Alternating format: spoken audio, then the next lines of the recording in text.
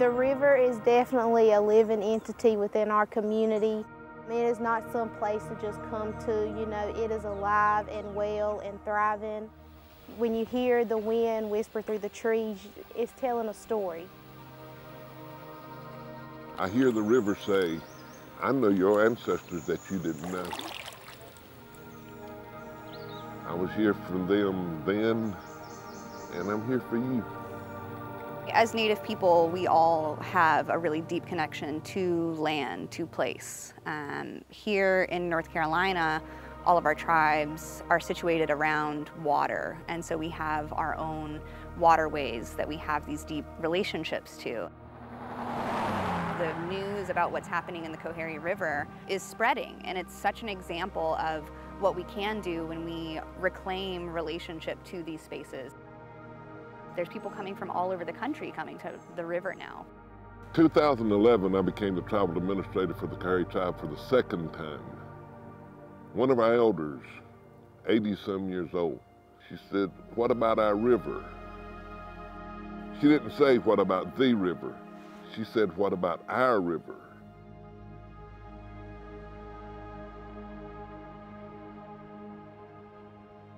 The frequency of huge storms and hurricanes and straight line winds is what contributed to the river being in the shape that it was in, and then for mankind not to be aware or not to care enough to come to the aid of the river.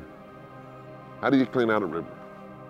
We had no money, we had no tools, had no manpower.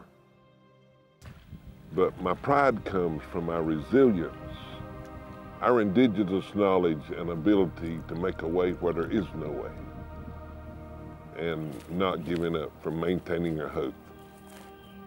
When we started the Great Coharie River Initiative, Greg always talked about, the river took care of us when we were growing up. Now it's time for us to take care of it.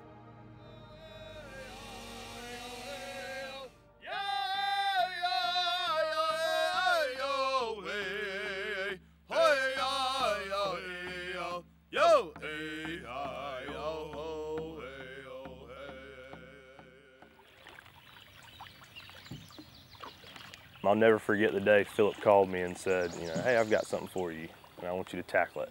He was very passionate about the debris removal project, and once the rivers got cleaned out, trying to turn this into a tourism industry.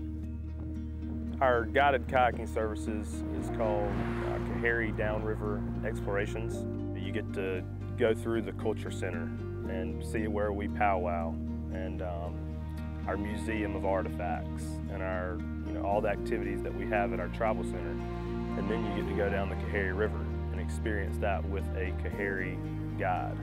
We can loosen them, tighten them if we need to. Yeah, man. All right, you paddle. Keep it to where you can read your label. Okay? If you can paddle backwards, you can get out of any situation. Gotcha. So you push against the water. Okay. And when you get out there in a little bit, try playing around with it. Okay.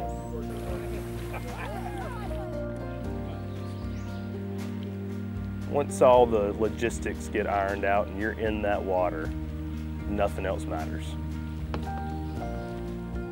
I already have a love and a respect for nature, but it was just refreshed. The coolness of the water, I kept putting my feet in it and my hands and just like laying back because it just felt so good.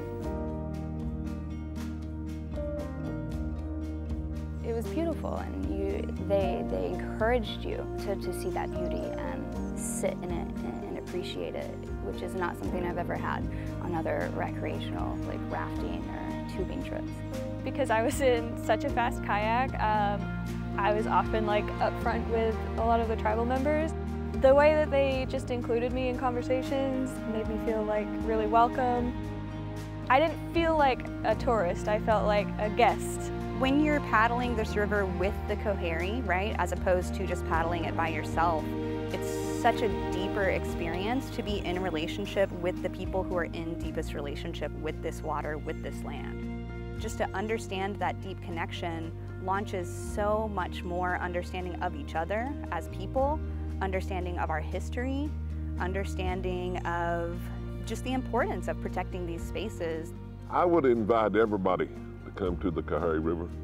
It resembles how life is. It's narrow and it's winding and it twists and it turns.